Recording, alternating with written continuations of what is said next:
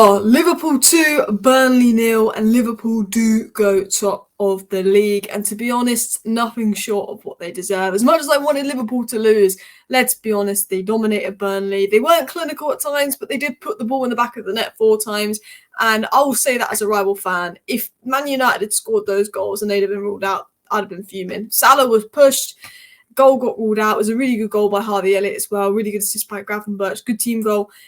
If that happened to Man United, I'd be absolutely livid with VAR, especially because I think it's Paul Tierney again with Liverpool. And it seems to be like Michael Oliver with Man United, Anthony Taylor with Chelsea, and Paul Tierney with Liverpool. It's almost like, these refs really don't like these certain teams as well. But Liverpool top of the league, unless, Arsenal win, technically games to go. But I do want to talk about Liverpool's performance today. It was very dominant. I want to talk about Diogo Jota, what he's going to add coming back for Liverpool. I think today, what a finish by Diogo Jota, what an impact. I think he's proved he's Liverpool's probably most consistent finisher. He's back like he never left. Luis Diaz hasn't really got back to his best since injuries, and obviously he's had horrible other things happening outside of football. So Luis Diaz, I think, he's got a lot going on. Darwin Nunez, he's so hit and miss. Sometimes he's clutch. Sometimes you're like, what are you doing? Cody Gakpo, we haven't seen the best of him at Liverpool. I do think he's a lot better on the left-hand side. I'm going to talk about that in today's video. And Salah just isn't on it. Salah's having a bit of a Bruno Fernandes season. He can get the goals, he can get the assists, but he's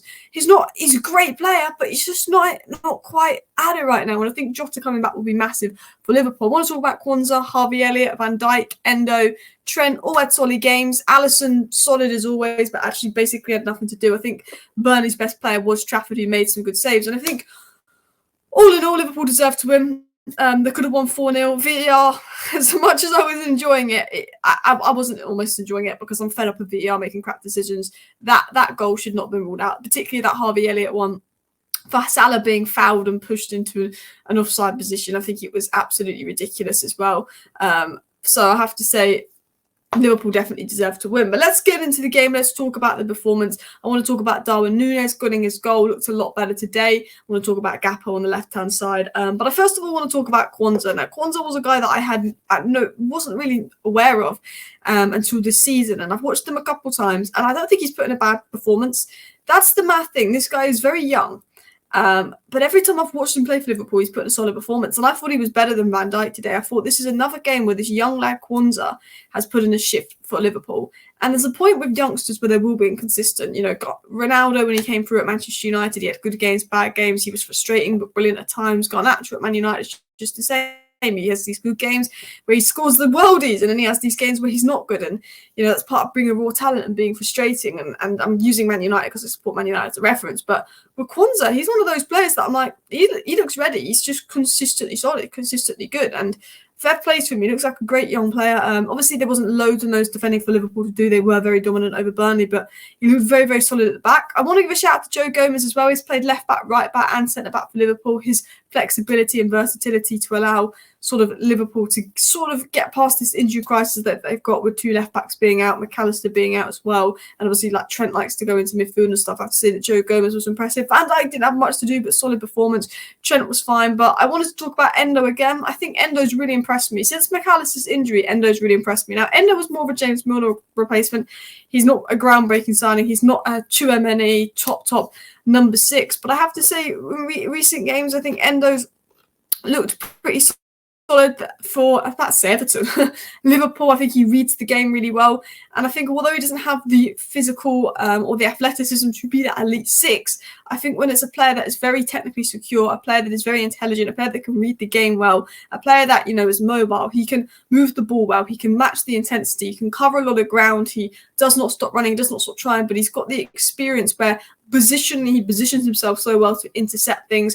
He's very good on the ball. He's comfortable on the ball. He's comfortable passing the ball. He's intelligent. He reads the game. He positions himself well. He intercepts the game well. Although he doesn't have the height, he's one of the hardest working players out there. And his determination, I think, for the second goal as well, was putting his body on the line. I think, Endo has been really solid for Liverpool. I think he's a player that's got a lot of stick, and I think he's stepped up to the mark as a James Milner replacement, as a guy that Liverpool weren't expecting to play as a number 6 week in, week out.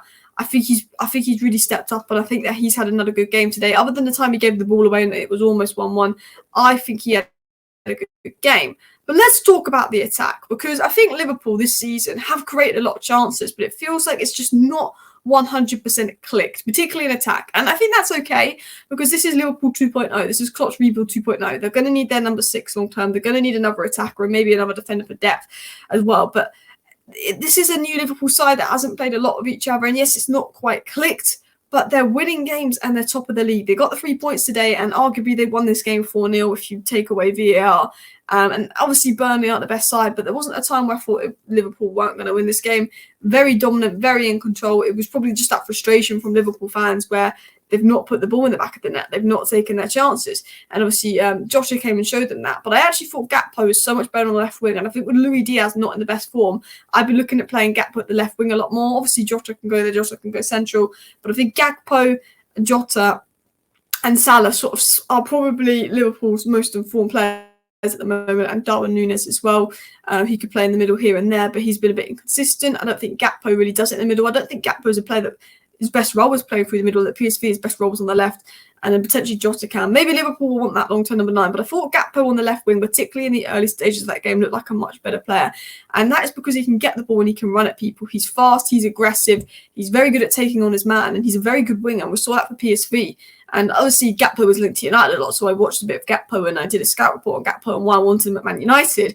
Fortunately, he went to Liverpool. I was not happy about that. And he's not been groundbreaking at Liverpool. We showed moments he's been okay, but you saw him on the left wing in his natural position, the way that he can run at people and he can cut inside, and that's what he did at PSV. He can dictate attacks, he can be direct, he can take his man on, and yes, he's got the flexibility to play as a false 9, but he's a natural guy that likes to just run at people, take on the ball and score, and I think we saw that from Gakpo today. I generally think his best position is as a left winger, and he's been I don't think he's mostly been played in his best position as well. I did see someone mention this on Twitter, that Liverpool look more effective when they drop one of their free forwards in between the midfield and defence, and that's what they did with Diaz in terms of like a front free connection. But I do think that Liverpool look better when Gakpo is on the left. I think Liverpool look better when Jota's playing because he's clinical, he knows how to take his chance. I think Liverpool look better when Salah's in his best form and Diaz is in his best form and all of that as well. But I think Liverpool were good. I just think they could have maybe scored more. I think Trafford made some good saves, and I think if you win a game 2-0, which is technically 4-0, and you say, oh, we could have scored more, we didn't take our chances, but, we're still top of the league, that's just ultimately a very much a positive thing. You're just not taking your chances. And you've got Jota coming back, a guy that can take his class. Because I want to talk about Jota. I think Jota's been that one Liverpool attacker that, I know he's had injury problems and he can be frustrating, but he always takes his chances. Jota comes on 5 minutes, boom, gets his chance. Jota is the gunman for Liverpool. He is the guy that Liverpool have relied on in big moments to score. That's his 50th goal for Liverpool. Gakpo, Diaz and Nunez are just not clinical enough, or their decision-making in the final third can be sloppy.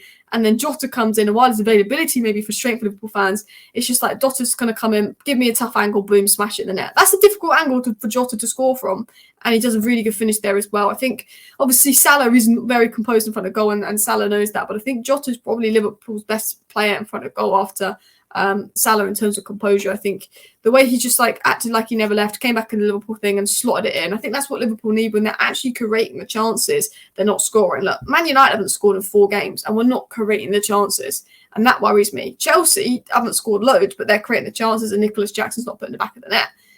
With Liverpool, they are creating the chances, they haven't put them in the back of the net. And if you create the chances and not put them in the back of the net, that's a lot less worrying than not creating chances. And then when you've got Jota coming in, a player that can put the chance in the back of the net, it will really help. So, yeah, I also wanted to give a shout out to Harvey Elliott. Another solid game from him. I think he's been really, really impressive lately, and particularly when he's come off the bench. But Harvey Elliott was impressive. Endo was impressive. Quansah's been great. Alisson's always great. Liverpool's front three had a really good game today. Gakpo, Nunez, they all had a good game today. But I think Jota coming back will be game-changing for Liverpool. Now I'm going to go live on my main channel for United Villa Watch Along, so please do check that out. Thank you for watching. Bye.